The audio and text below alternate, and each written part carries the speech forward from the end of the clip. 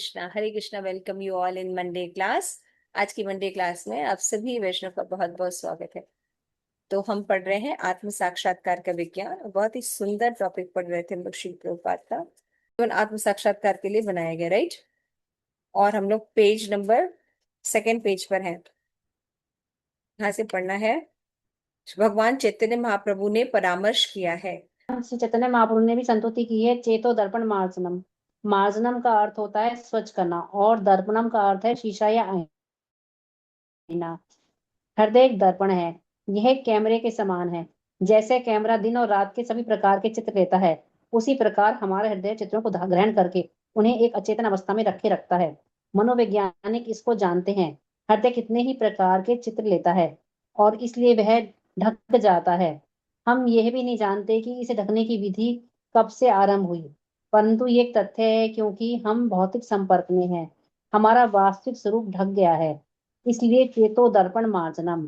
हमें अपने हृदय को स्वच्छ करना है।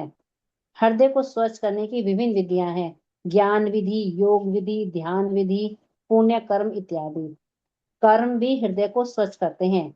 यदि कोई पुण्य करे तो उसका हृदय धीरे धीरे स्वच्छ हो जाएगा, किंतु व्यक्ति हृदय को स्वच्छ करने के लिए इन विधियों का अनुमोदन किया गया है, परंतु इस युग में इसका पालन करना बहुत कठिन है। ठीक है, थैंक यू ज्ञान आनंदी। मार्ग का हरे कृष्णा के। तो अरे श्री प्रभुपाद जो है ये लंदन में एक अपना वार्तालाप कर रहे हैं। तो वहां पे श्री प्रभुपाद एक भाषण देते हैं और वहां के लोगों के हिसाब से कृष्ण भावनामृत के प्रचार के लिए बता रहे हैं। और वो बता रहे हैं कि आज के समाज में अलग अलग लक्ष्य लेके लोग जीवन जीते हैं, मनुष्य जीवन। लेकिन मनुष्य जीवन का जो लक्ष्य है वो आत्म साक्षात्कार है। ये हमें शास्त्रों से पता चलता है। तो मनुष्य जीवन केवल आत्म साक्षात्कार के लिए मिला है, लेकिन अगर हम उसके अलावा कोई और कार्य करते हैं तो फिर हम कभी भी सुखी नहीं रह पाए। तो लंदन के जो हॉल थे, है ना, उन्होंने शिल प्रभुपाद से कई प्रश्न पूछे जो हमने डिस्कस किया, है ना। फिर उन्होंने कहा था कि अगर आप भगवान को जानते हैं तो जब हम देख सकते हैं तभी भगवान को मानेंगे। या जैसे मेरे उन्होंने कहा कि हमारे जो पिताजी लोग हैं वो लोग भी अलग अलग तरह के प्रश्न पूछते हैं। फिर हम लोग इसको यूनिवर्सिटी में पढ़ाते हैं, तो विद्यार्थी जब हमसे प्रश्न पूछते हैं भगवान के बारे में, आध्यात्म के बारे में, हमें तो उतना नॉलेज होता नहीं है, तो हम उनको कुछ भी कह के जो है वो चुप करा देते हैं। लेकिन कहने का मतलब है अप्रत्यक्ष रूप से अगर हम कोई चीजों को जवाब देते हैं तो हम भी संतुष्ट नहीं होते। आप जब ये सब बातें कह रहे हैं तो बिल्कुल लग रहा है कि हाँ, ये मनुष्य जीवन जो है उसका लक्ष्य है कि आत्म साक्षात्कार करना, भगवत साक्षात्कार करना। वो कौन है, कहाँ से आया है, ये सब करना। श्री प्रभुपाद एक मेथड बताते हैं कि कृष्ण भावना भावित होना ही इस जीवन का लक्ष्य है। और लास्ट में श्री प्रभुपाद ये बताते हैं कि अगर आपको अपने लक्ष्य प्राप्ति के लिए सही साधन आप नहीं करेंगे तो आपका हाल जो है वो सुखद नहीं होगा। क्योंकि जो जैसा होता है, जिसका होता है, उसके साथ ही वो खुश रहता है ना। जैसे अब पक्षी आकाश में जो है वो सुखी रहते हैं, है ना। मंकीज जो है वो पेड़ों के ऊपर सुखी रहते हैं। जो मछली होती है वो जल में सुखी होती है। लेकिन अगर जीव जो है क्योंकि वो भगवत साक्षात्कार के लिए मिला है, लेकिन अगर वो भगवत साक्षात्कार नहीं करता है तो क्या होता है, वो दुखी रहेगा। तो कृष्ण भावनामृत के लिए बहुत लंबा चौड़ा लेक्चर की जरूरत नहीं। प्रभुपाद कहते हैं आपके पास जो भी स्किल है, जो भी टैलेंट है, जो भी योग्यता है, उसको बस आप भगवान के लिए यूज करना। आप अच्छा गाते हैं, अच्छा सोते हैं, अच्छा खाते हैं, अच्छा चित्रकारी करते हैं, अच्छी पेंटिंग करते हैं, अच्छे डॉक्टर हैं, इंजीनियर है, पायलट है, कुछ भी है, एक अच्छे फार्मर है ना, गोरक्षक है, गोपालक है, कुछ भी आप हैं। आप क्या कीजिए, उसको कृष्ण से जोड़ दीजिए। कृष्ण से जुड़ते ही आपकी वो जो योग्यता है, वो जो कार्य है, वो भक्ति हो जाएगी और आपका जीवन जो है वो सुखी हो जाएगा। तो प्रोफेसर ने एक प्रश्न पूछा था श्री प्रभुपाद से कि प्रभुपाद, मेरे पिता भी कहते हैं कि भगवान जो होते हैं वो सबसे ज्ञानी होते हैं, बहुत इंटेलिजेंट होते हैं, क्योंकि उन्होंने इतनी सुंदर सृष्टि बनाई है और इतने सुचारू रूप से चल रही है कि लगता है कि ऑटोमेटिक है। तो भाई भगवान के पास इतना ज्ञान है अनलिमिटेड, तो भगवान को ज्ञान किसने दिया? तो शिल प्रभुपाद कहते हैं कि सबसे पहले आपको ये प्रश्न पूछना चाहिए था कि भगवान कौन है। जब आप भगवान कौन है ये बात जान जाएंगे तो बाकी प्रश्नों के जो आंसर्स हैं वो अपने आप आ जाएंगे। प्रभुपाद कहते हैं मैं ये जो बता रहा हूँ कि दर्पण का एग्जाम्पल देते हैं प्रभुपाद कि अगर दर्पण में धूल जमा रहता है तो हम अपना चेहरा नहीं देख सकते, लेकिन जब धूल को साफ किया जाएगा तो हम अपना चेहरा देख सकते हैं, है ना। तो शिल प्रपात यहाँ पे बताते हैं कि ज्ञान के अभाव के कारण लोग भगवान के बारे में नहीं जानते, इसलिए तरह तरह से अटकलें करते हैं। भगवान को समझने के लिए, भगवान को तत्वतः समझने के लिए व्यक्ति को वैदिक नॉलेज, गुरु की जरूरत पड़ती है, परंपरा की। उनके रह कर वो समझ सकते हैं, क्योंकि भगवान का जो डायमेंशन है वो अलग है, और जीव जहाँ पे इस समय है भौतिक जगत में, उसका डायमेंशन अलग। इन भौतिक इंद्रियों के द्वारा, भौतिक ज्ञान के द्वारा आध्यात्मिक ज्ञान को नहीं समझा जा सकता। तो उसे क्या करना पड़ेगा, एक गुरु के पास जाके उनको चीज समझना पड़ेगा। और ये जो विधि है, भगवान के नाम का कीर्तन, है ना, वो ये सबसे सरल विधि है, और उसको रिकमेंड भी किसने किया, स्वयं चैतन्य महाप्रभु ने किया, जो कि कृष्ण है। और कलयुग में आके उन्होंने बताया कि इस हरे कृष्ण महामंत्र का जब हम कीर्तन करते हैं, तो हमारे जो चित्त में धूल जमा है, जिसके कारण हम देख नहीं पाते ठीक से, रजोगुण, तमोगुण, सतोगुण में जो हम लगे हुए हैं, इसके कारण हम अपना सही एग्जिस्टेंस नहीं देख पाते, कि हम ये शरीर नहीं है, हम आत्मा है ना। तो शिल प्रपात कह रहे हैं कि जैसे कि आप ये कैमरा कैमरा जो आपका है, यहाँ पे सामने फोटो खींच रहे हैं, है ना, तो कैमरे के समान है। जैसे दिन और रात सभी प्रकार के चित्र लेता है ना। और फिर क्या था, हमारा हृदय में भी चित्रों का ग्रहण हो जितनी चीजें हम देखते हैं, परसीव करते हैं, सब कहाँ जा जाते हैं, अनकॉन्शियस माइंड में हमारे सेव हो जाते हैं। और साइकोलॉजिस्ट भी यही बात बताते हैं। तो जैसी विजन हमारा रहेगा, जैसी चेतना रहेगी लोग चीजों को देखने के लिए, वैसे ही हम अपने आप को परसीव करेंगे, आइडेंटिटी रहेगी, है ना। तो हम चाहे न चाहे, हमारी जितनी चीजों में हम देखते हैं, सुनते हैं, संग करते हैं, वो हमारे सबकॉन्शियस माइंड में जाती है। तो अगर आप भगवत आध्यात्मिक ज्ञान लेना चाहते हैं, तो आपको चैतन्य महाप्रभु के मिशन का जो है वो अवलोकन करना चाहिए।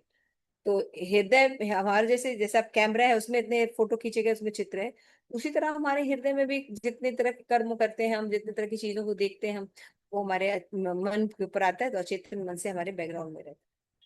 तो इस सबसे पहले क्या करना पड़ेगा, क्योंकि हम आध्यात्मिक है, लेकिन हमने ये शरीर भौतिक धारण कर रखा है, तो मन जो है हमारा थोड़ा दूषित है। अब मन को सर्फ डाल के तो धोएंगे नहीं, है ना। तो मन को धुलने के लिए क्या होना चाहिए, हरे कृष्णा कृष्ण कृष्ण हरे हरे, हरे राम राम राम हरे हरे। ये जब हम चैंटिंग करते हैं भगवान के नाम का, तो हमारे चित्त पर जो भौतिक जगत का आवरण डला हुआ है, मलिनता डली है, ये जो है धीरे धीरे क्लीन होने लगता है, और हम अपना स्वरूप, कि हम भगवान कृष्ण के अंश हैं, ये हमें दिखाई देने लगता है। तो हृदय को साफ करने के लिए यहाँ पे बता रहे हैं श्री प्रभुपाद की बहुत सी विधियां। कौन कौन सी विधि है। ज्ञान विधि, योग विधि, ध्यान विधि और पुण्य हाँ। कर्म इत्यादि। और फिर बताया कर्म भी हृदय को हाँ, हम स्वच्छ जब करते कर्म हैं। करते हैं तो वो भी हृदय को शुद्ध करते हैं, लेकिन कर्म बंधन में भी डाल देते हैं, है ना। लेकिन भक्ति योग करने से, आत्म साक्षात्कार करने से, भगवान के साथ पुनः संबंध स्टैब्लिश करके उनकी सेवा करने से क्या होता है, हम कर्म के बंधन से मुक्त हो जाते हैं, और हमारा चित्त भी शुद्ध हो जाता है। ज्ञान मार्ग का पालन करने के लिए व्यक्ति को अवश्य ही उच्च कोटि का विद्वान होना चाहिए। उसे अनेक ग्रंथों का अध्ययन करना चाहिए, उसे विद्वान आ, प्रार्थनाओं और पंडितों के पास जाकर ज्ञान अनुसंधान करना चाहिए। और उसे अवश्य ऐसे व्यक्ति की खोज करनी चाहिए जिसे प्रकाश को देख लिया हो। तो यह सब ज्ञान मार्ग संबंधी विधियां हैं। ध्यान भी अनुमोदित किया गया है। तो प्रश्न ध्यान भी अनुमोदित विधि है। हम यह प्रश्न करें कि मैं कौन हूं, जरा विचार कीजिए। क्या आप शरीर हैं, जी नहीं। क्या मैं उंगली हूं, जी नहीं, मेरी उंगली है, ये मेरी उंगली है। यदि आप अपने पैर का चिंतन करें तो क्या बोलेंगे, अरे ये मेरा पैर है। उसी तरह आप कहेंगे कि प्रत्येक वस्तु मेरी है। तो मेरी है, लेकिन मैं कहाँ है, प्रत्येक वस्तु मेरी तो है, परंतु मैं कहाँ हूं। तो जब आप मैं की खोज करेंगे, तो वो ध्यान, ये शिल्प बनता है। तो जब मैं भी स्कॉन में आई थी, तो मुझे एक बुक खरीदा था मैंने, आई एम सोल करके, इटर्नल जर्नी। तो उसमें जब मैं पढ़ रही थी, तो एकदम से स्ट्राइक किया कि हाँ, हर चीज तो मेरा है, मैं कौन हूँ। है ना, लास्ट में तो ये है, पूरी बॉडी हम नहीं है, हम soul हैं। इंद्रियां हमें बाह्य वस्तुओं की ओर खींचती हैं और हम अंतर्दर्शन करने के लिए आंतरिक दिशा की ओर ले जाना होगा, है ना। इंद्रियां क्या करती हैं, हमें कहाँ लगाती हैं, बाहर भौतिक जगत की तरफ ले जाती है ना। आंख क्या करती है, अदिति माता जी, आंख आंख क्या ले जाती है भौतिक जगत में, पिक्चर देखना, है ना। देखने के लिए। हाँ, मार्केट जाना, घूमना फिरना। भगवान की भक्ति न करके हम आंखों का उपयोग ऐसे कर रहे हैं। इस तरह सारी इंद्रियों को हम अपनी इंद्रिय तृप्ति में लगा रहे हैं, है ना। तो यहाँ पे बता रहे हैं श्रील प्रपात की, हम बाहर न देखकर उन्हीं इंद्रियों से अंदर यानी आत्मा की ओर देखें। समझ में आ रहा है, किसके, अभी हम इंद्रियों से बाहर परसीव कर रहे हैं भौतिक जगत को और उसमें सुख भोगने की कोशिश कर रहे हैं। लेकिन यहाँ पे प्रभुपाद कह रहे हैं कि जब हम अपनी इंद्रियों को अंदर की तरफ ले जाते हैं यानी आत्मा की तरफ हम उसको देखने लगते हैं, इसी को आत्म साक्षात्कार कहते हैं। और ये भक्ति की तरह बहुत इजी हो जाता है ना। तो सच्चे ज्ञान का अर्थ क्या है, अपनी इंद्रियों को इस प्रकार से एकाग्र करना, अंदर की ओर एकाग्र करना। परंतु ये ध्यान की विधि भी बहुत कठिन है। ध्यान लगाया जा सकता है, तो पता थे आज के युग में ध्यान तो बहुत ही मुश्किल है, इंदिरा हमारी बिल्कुल कंट्रोल में नहीं है। इसलिए योग प्रणाली की आठ आठ विधियां अष्टांग योग में बताई। पहली विधि है नियमों के द्वारा इंद्रियों का निग्रह करना। उसके पास बैठने के लिए विभिन्न प्रकार के आसन, यदि कोई सीधे बैठे तो उसे सहायता मिलेगी ताकि वो आराम से आसन जमा के अच्छे से कर सके। फिर श्वास क्रिया पर नियंत्रण करना पड़ेगा, फिर ध्यान, फिर समाधि। परंतु आज की विभिन्न विधियां बहुत ही कठिन है, कोई भी इसका पालन तत्काल नहीं कर सकता। तथाकथित योग की विधियां भी अधिक आंशिक है, केवल कुछ आसन और श्वासों के व्यायाम का अभ्यास किया जाता है, परंतु इसके द्वारा हम सिद्ध अवस्था नहीं प्राप्त कर सकते। सिद्ध अवस्था क्या है हमारी, हम भगवान के नित्य दास हैं। हाँ हम आत्मा है, ये हमारी सिद्ध अवस्था है। ये रियलाइजेशन करना ये हमारी सिद्ध अवस्था है ना। तो सिद्ध अवस्था को हम नहीं पा पाएंगे अगर हम योग करेंगे, ध्यान करेंगे, तो कुछ चीज इंद्रियों को कंट्रोल कर लेंगे, कुछ और शारीरिक रूप से स्वस्थ हो सकते हैं, है ना, कुछ सिद्धियां मिल सकती हैं, लेकिन हम कौन हैं, हम किसके हैं, ये प्रॉब्लम सॉल्व नहीं हो। समझ में आ रहा है, ये बहुत इंपॉर्टेंट चीज है। इसी प्रकार हम ज्ञान विधि के द्वारा जान पाने का प्रयत्न करते हैं कि हम ब्रह्म हैं या ब्रह्म नहीं है, तो ब्रह्म क्या है ना, आत्मा क्या है। इस प्रकार की ज्ञान संबंधी चर्चा का अनुमोदन किया जाता है, परंतु इस युग के लिए चर्चा भी निरर्थक है।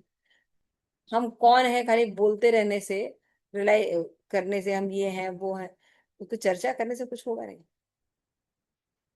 इतने चैतन्य महाप्रभु ने हमें कहा है, हरे नाम हरे नाम हरे नाम केवलम कलो नास्ते नास्ते कर नास्ते गति अन्यथा।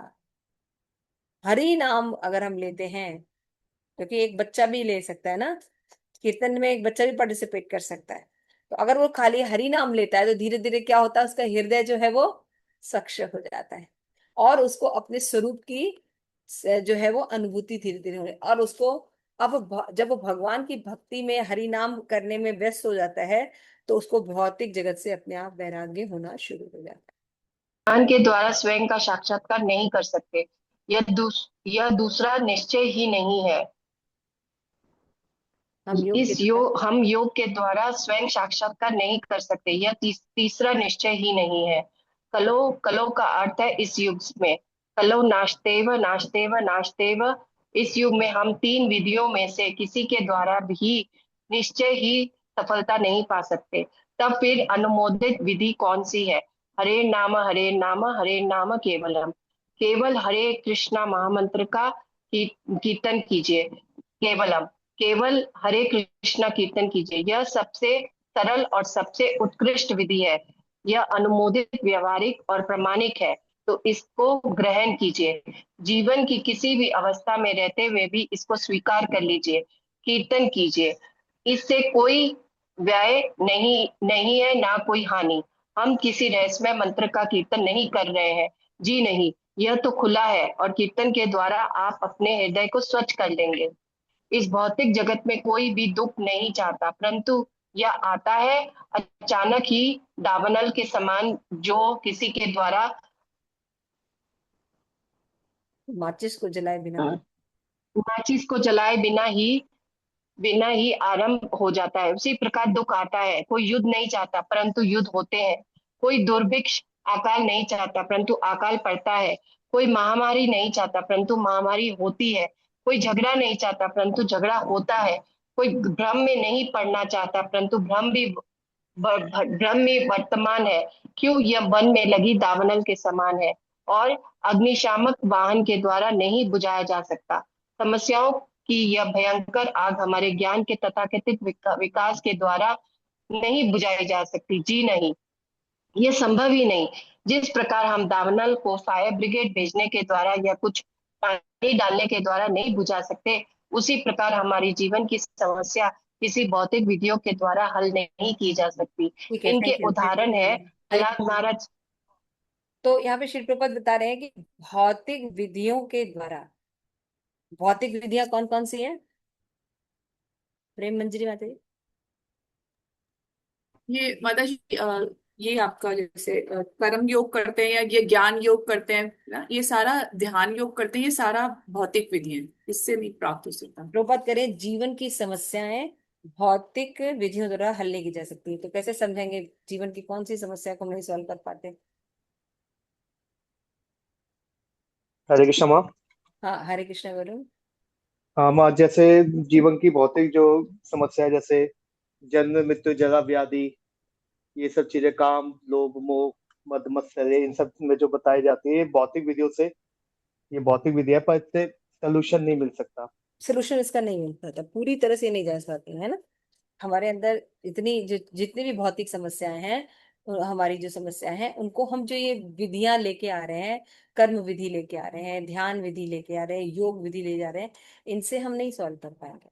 जन्म मृत्यु जरा व्याधि कैसे सॉल्व करें, है ना। बुढ़ापा आ गया, ठीक है ना। अभी हम देख रहे हैं कि महाराज जो है, कृतु अधिकारी जो है, शिल प्रपात डिसाइपल, तो देखिए कितना उनका फेम है, नेम है, पैसा है, सब कुछ है। लेकिन उन्होंने सब छोड़ के प्रभुपाद के कहने के अनुसार कृष्ण भावनामृत के प्रचार के लिए अपना पूरा जीवन लगा दिया। उनकी माता जी, उनकी पत्नी भी अमृत के लिए माता जी ने लगा दिया। तो आज दिख रहा है ना कि जब वो बीमार है तो क्या कोई साधन काम आ रहा है? कोई ये हरे नाम ही साधन, यही काम आ रहा है, क्योंकि हम कृष्ण के, भौतिक विधि से कोई हमें ठीक नहीं कर सकता। कोई हमारे बुढ़ापे को रोक नहीं सकता, कोई जन्म को रोक नहीं सकता, कोई मृत्यु को नहीं रोक सकता। तो भौतिक विधि से नहीं, लेकिन हाँ, भगवान की भक्ति करने से। प्रभुपाद कह रहे हैं यहाँ पे अनेक उदाहरण है। उदाहरण में प्रहलाद महाराज का एग्जाम्पल देते हैं कि उनके पिता ने, है ना, और माता पिता वास्तव में, खुद कहते हैं प्रहलाद, माता पिता आपके रक्षक नहीं है और आपको लगता है कि माता पिता हमारे रक्षक है। एक्चुअल में भगवान के द्वारा सारा सिस्टम चलाए।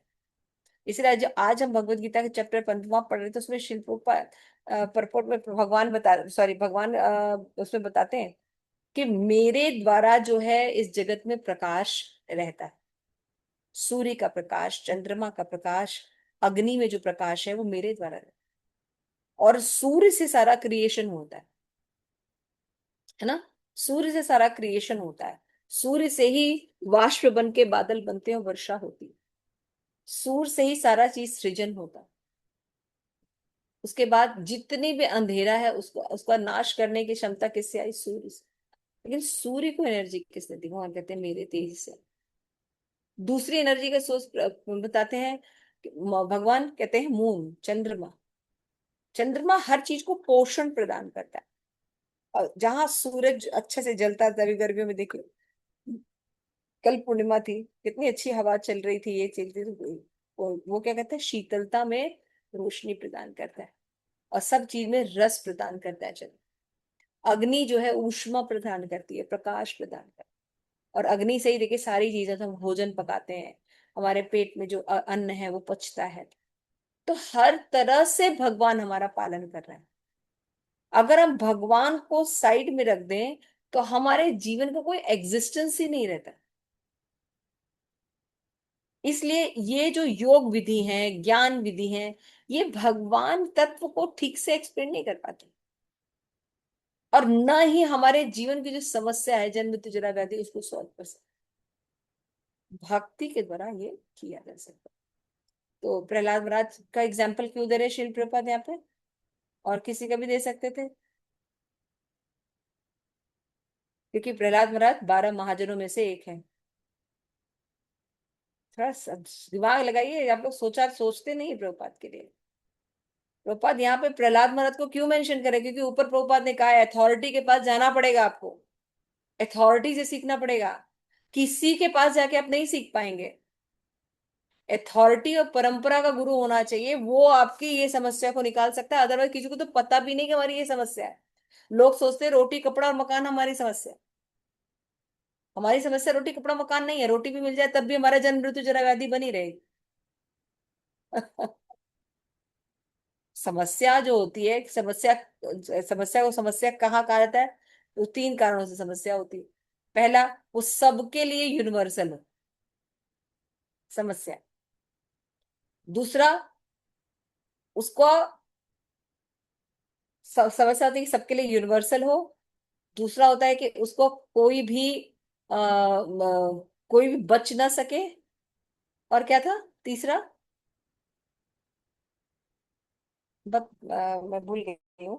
तो बताइए, समस्या तभी होती है जब उस सबके लिए, और सबके लिए सबके ऊपर इक्वली लागू हो। ऐसा नहीं कि मान लीजिए आपके दांत में दर्द है, समस्या है, लेकिन डॉक्टर के पास जाएंगे तो उसका प्रॉफिट है। लेकिन समस्या सभी के लिए होती है। ऐसा नहीं कि कोई राजा है तो उसके लिए समस्या नहीं होगी, और कोई गरीब है तो उसके लिए समस्या होगी। समस्या की कैटेगरी होती है, उसको अवॉइड नहीं किया जा सकता।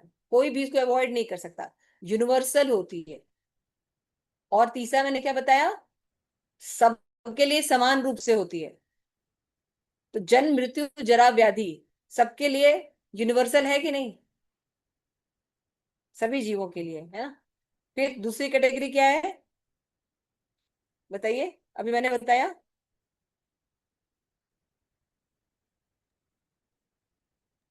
कोई उससे बच नहीं सकता। कोई से बच नहीं सकता। कोई बच सकता है इससे कि चलो हम यहाँ से चले जाते हैं, बहुत बेकार है भारत की स्थिति, चलो अमेरिका जाके बस जाते हैं, ठीक हो जाएगा जन्म मृत्यु जरा व्याधि? कोई नहीं बच सकता, कहीं पर भी नहीं बच सकता। और तीसरी कैटेगरी हमने क्या बताई, सबके ऊपर समान रूप से लागू होती सबके है। ऊपर समान रूप से लागू होता है। तो जन्म मृत्यु जरा व्याधि होता है, जबकि रोटी कपड़ा मकान लागू होता है। रोटी कपड़ा नहीं। मकान सबकी प्रॉब्लम नहीं है। समझ में आया? तो ये सब चीजें हम लोग को समझना चाहिए। शिल प्रपात के थ्रू हमें ये सब नॉलेज मिल रहा है। और शिल प्रपात यहाँ पे एक अथॉरिटी,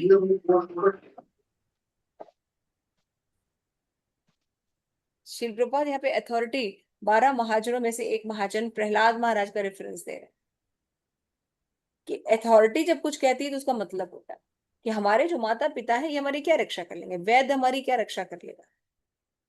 माता पिता, वैद्य और जो भी हमारे प्रोटेक्टर हैं वो इसलिए हैं क्योंकि भगवान पीछे है। जैसे मैंने बताया, सूरज की रोशनी, चंद्रमा की रोशनी सब कहाँ से आती है, अग्नि का प्रकाश सब भगवान से आता है। तो यहाँ पे इसलिए बता रहे हैं कि यदि हमें अपने जीवन का सुखमय बनाना है, समृद्धशाली बनाना है अपने आप को, तो हमें ज्ञान लेना पड़ेगा, और ज्ञान अथॉरिटी से लेना पड़ेगा। और अथॉरिटी के थ्रू जब हम देखते हैं तो हमको आराम से दिखाई देगा कि हमारे जीवन की जो समस्या है वो भौतिक साधनों के द्वारा, विधियों के द्वारा सॉल्व भी नहीं हो सकती। इसीलिए भगवत गीता में भगवान ने कहा है जन्म मृत्यु जरा व्याधि दुख दोषा अनुदर्शनम। जैसे ही आप अगर किसी को कहेंगे कि जन्म मृत्यु जरा व्याधि आपकी प्रॉब्लम है, इसको सॉल्व कीजिए, इसका मतलब आप उसको आध्यात्म की तरफ लेके जा रहे हैं, क्योंकि जन्म मृत्यु जरा व्याधि को भौतिक जगत पे सॉल्व भी नहीं किया जा सकता। किया जा सकता है? नहीं किया जा सकता। ठीक है, क्लियर हो गया?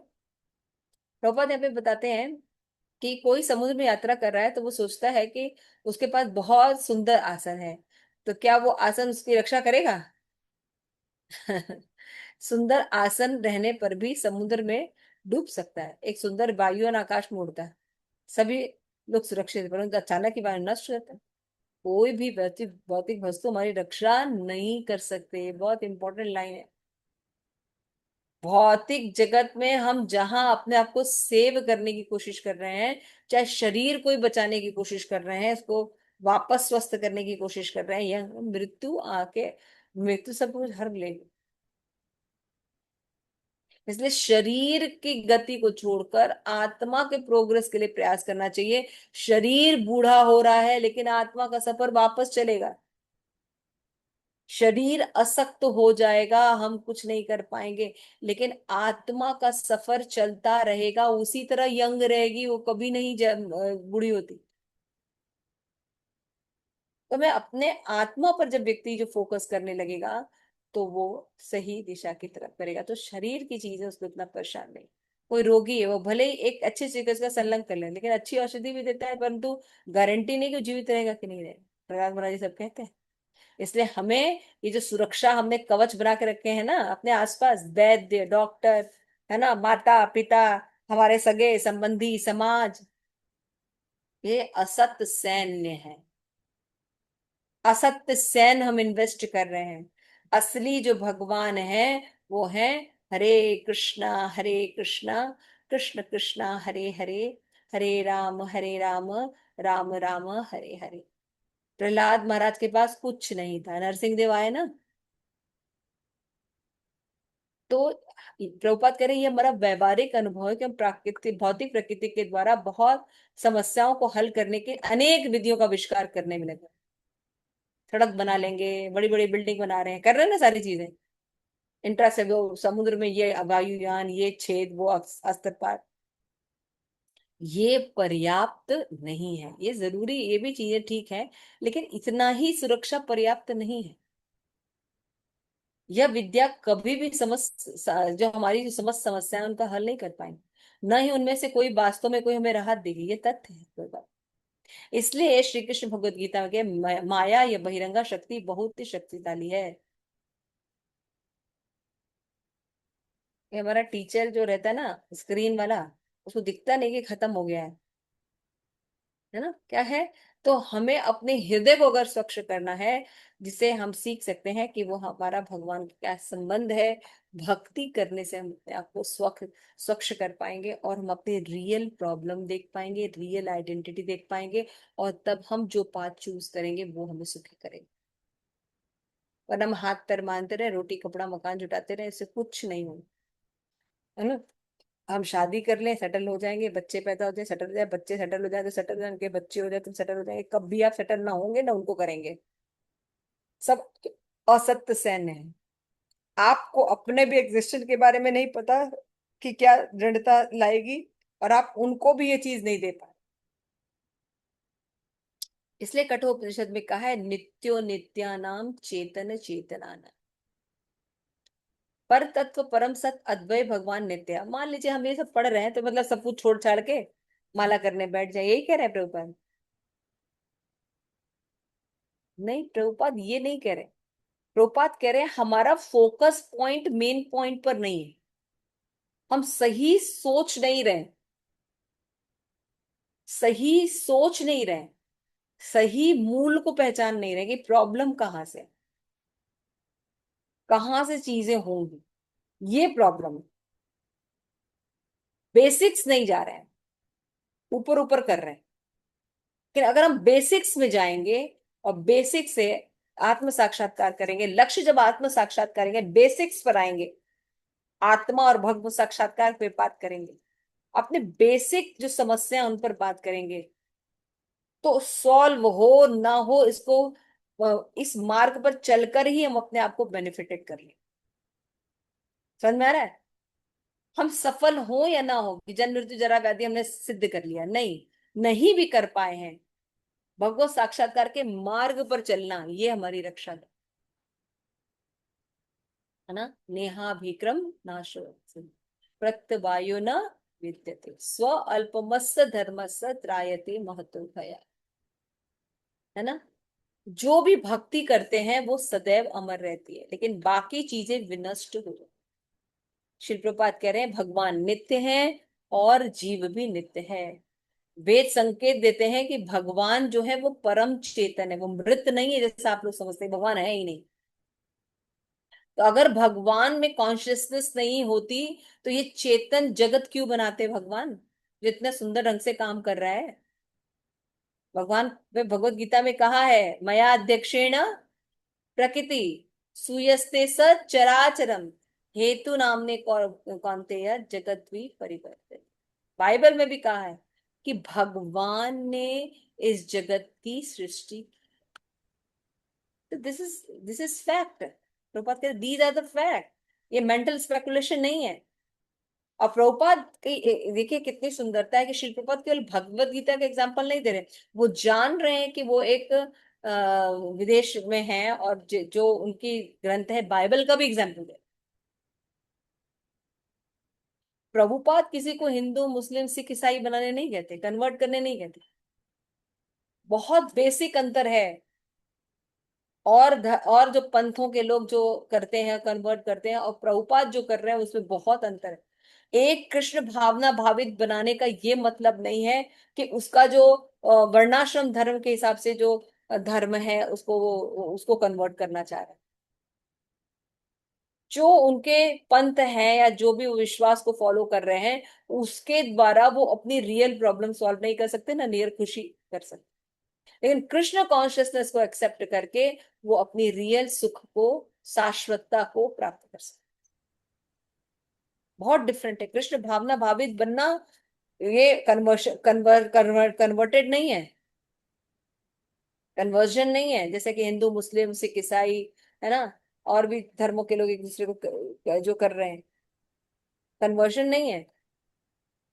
ये जीव की वास्तविक पहचान की तरफ लेके जाना है, और इससे उसके अभी जो धर्म पालन कर रहा है उसमें कोई बाधा नहीं आना, बल्कि वो उनको और हायर लेवल पर करने लगा। बहुत फर्क है प्रभुपाद के आंदोलन में और बाकी आंदोलन में। यहाँ हिंदू मुस्लिम नहीं हो रहा है, यहाँ हर जीव को उसके वास्तविक साक्षात्कार कराया जा रहा है, वास्तविक प्रॉब्लम दिखाई जाती है, वास्तविक सोल्यूशन बताया। तो वेद हमको वास्तव में तथ्यों के विषय में जानकारी देते हैं, परंतु हमको देखने के लिए नेत्र खोलने पड़ेंगे। चेतो दर्पण मार्जन, अपने हृदय को स्वच्छ करने की यही विधि है। जब हम अपने हृदय को स्वच्छ कर लेते हैं तब हम उसे समझ सकते हैं। जो कृष्ण और वेद कहते हैं हमें शुद्ध बनने की आवश्यकता है, ये हमारे हाथ। Purity is the force. जिनके आचरण में प्योरिटी रहती, शुद्धता रहती है, आंतरिक और बाह्य, उनके प्रचार में, उनके आचरण में, उनके व्यक्तित्व में दम होता है।